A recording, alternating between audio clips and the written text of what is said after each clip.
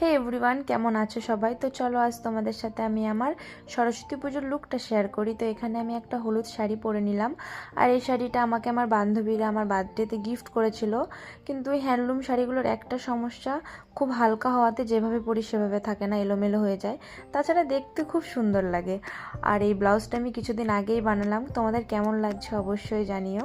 তারপরে এখানে আমি একটু হালকা মেকআপ করে নিচ্ছি, যেহেতু দিনের বেলা সব ভারী মেকআপ মানায় না, আর আমি অত ভারী মেকআপ করতেও পারি না।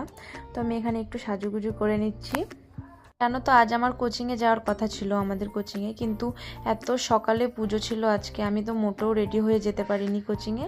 তো আমাদের পাশে, আমাদের গ্রামে যেখানে পুজো হয় ওইখানেই আমি পুজোটা দিয়ে নিলাম। আর সেভাবে ঘুরতে টুরতে আমি কোথাও যাই না, কোনো বছরই সরস্বতী পুজোয় যাইনি। এবছর যাওয়া ভাবলাম একটু যাব, কিন্তু তাও যাওয়া হয়নি। আর এই তো হচ্ছে আমার ফুল লুক, তোমাদের কেমন লাগলো অবশ্যই জানিও। খুব তাড়াহুড়োর মধ্যেই রেডি হলাম।